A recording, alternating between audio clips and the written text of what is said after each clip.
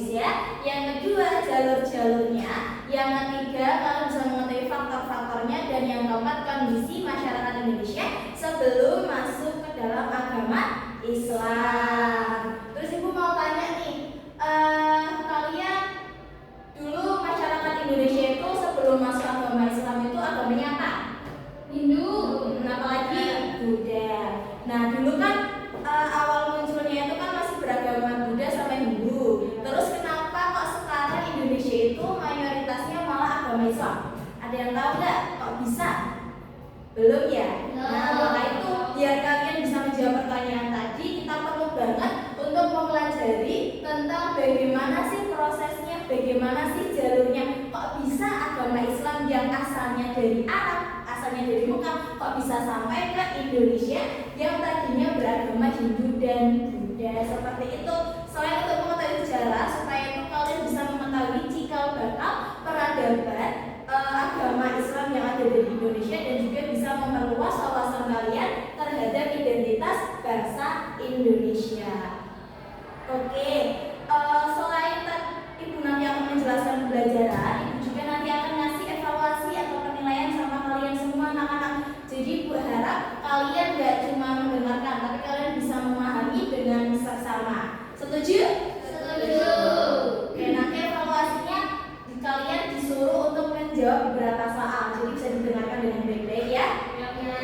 Kita awali pembelajaran kali ini dengan membaca Al-Fatihah bareng-bareng. Bismillahirrahmanirrahim. Amin.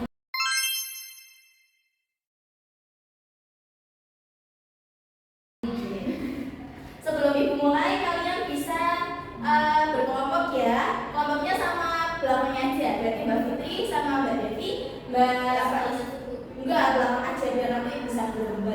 Terus ada Mbak Faiza sama Mbak Sofi ya. Oke. Oke, ibu mulai ya. Sudah siap anak-anak? Siap. Biar efektif bisa berkumpul ya sama kelompoknya. Ada kemana Bu? Ada ke sini, tapi kayak lingkaran gitu, kayak lingkaran seperti gitu. Nah, kita semua harus belajar. Oke, ibu mulai ya. Habis ini dong anak-anak yang cantik. Oke. Proses masuknya Islam ke Nusantara seperti yang ibu bilang tadi, ada beberapa jalur atau ada beberapa proses di mana Islam bisa masuk ke Nusantara atau ke Indonesia. Ada berapa ini anak-anak? Nah, pinter. Nah, ini untuk orang-orang suku ini kita anggap sebagai masyarakat Indonesia yang berbeda-beda ras, berbeda-beda agama. Tapi kesemuanya ini nanti kalau semisal diajak masuk Islam dengan cara yang benar, mau pakai berbagai cara apapun ini nanti sama-sama masuk agama Islam. Ada 6. Yang pertama ini apa? Perdagangan. Yang kedua pernikahan. Yang ketiga pendidikan. Yang keempat seni budaya. Yang kelima sahur. Yang terakhir ada politik. Jadi kerajaan ya, simbol politik juga. Oke, sebelum itu ibu akan terangin satu-satu dulu biar kalian pada nggak cuma menyebutkan aja. Nih, yang pertama ini perdagangan. Ini ada simbol-simbol yang jualan rempah-rempah.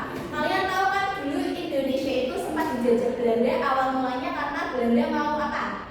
Mau rempah-rempah. Nah, ya benar. Indonesia itu kaya banget akan rempah-rempahnya. Makanya itu banyak negara-negara, banyak orang-orang asing yang berkunjung ke Indonesia untuk membeli rempah-rempah. Nah, dari interaksi tersebut akhirnya orang-orang yang beragama Islam dari luar Indonesia itu bisa menyebarkan agama mereka, bukan cuma membeli tapi mereka juga menyebarkan agama Islam. Nah, yang kedua ada apa ini anak?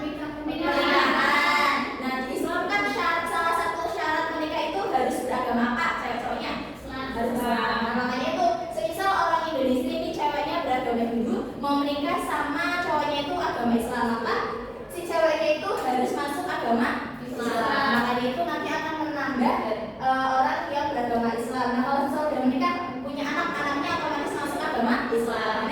Makanya itu makin banyak anak-anak yang lahir dari pernikahan Islam, makin banyak juga orang-orang Indonesia yang beragama Islam. Yang terakhir ada yang ketiga. Oh iya, mohon maaf ya. Yang ketiga ada pendidikan. Nah, untuk pendidikan ini dulu lewat apa? Ada yang tahu nggak?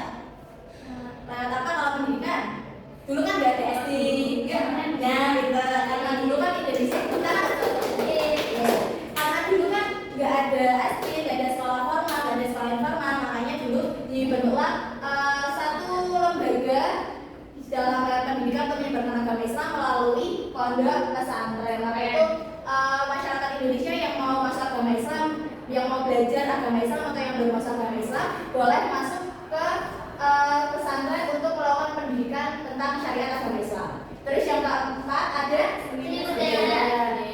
Untuk wayang ini identik sama Sunan siapa anak? Identik dengan Sunan Kalijodo.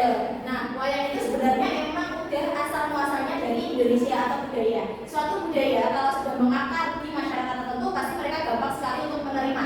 Nah, caranya Sunan Kalijodo itu dengan memasukkan unsur Islam ke dalam budaya tersebut. Seperti itu, bisa lewat seni budaya. Selain wayang ada apa lagi budaya Sunan-Sunan itu? Terus ada tembang sebagainya. Terus yang kelima ada apa? Tasawuf. Ini menari sufi ya. Untuk tasawuf ini tuh kepercayaan mendalam. Ini tuh disamakan kayak kepercayaan mereka terhadap kepercayaan animisme dan dinamisme. Animisme dan dinamisme. Jadi ini tuh hampir sama kayak gitu. Jadi mereka gampang untuk menerima secara tasawuf karena pengajarannya seperti pengajaran yang sudah mereka dapatkan. Terus yang terakhir ada politik. Nih, kalau politik kan tidak sama kerajaan ya. Kalau misal suatu kerajaan pemimpinnya itu beragama Islam, maka penduduknya nanti juga otomatis akan tertarik untuk masuk agama Islam. Ada yang tahu nggak kerajaan pertama Islam di Indonesia? Nah, ada apa lagi?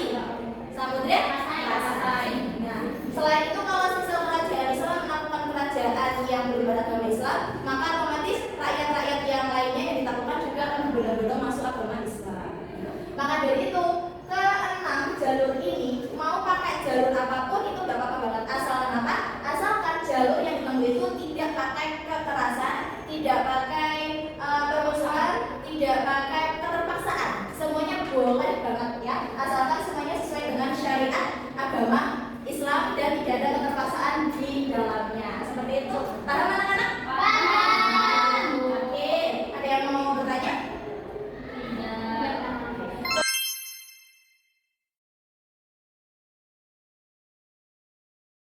Coba ibu cek lagi ya. Jalur masuknya Islam ke Indonesia ada berapa? Apalagi?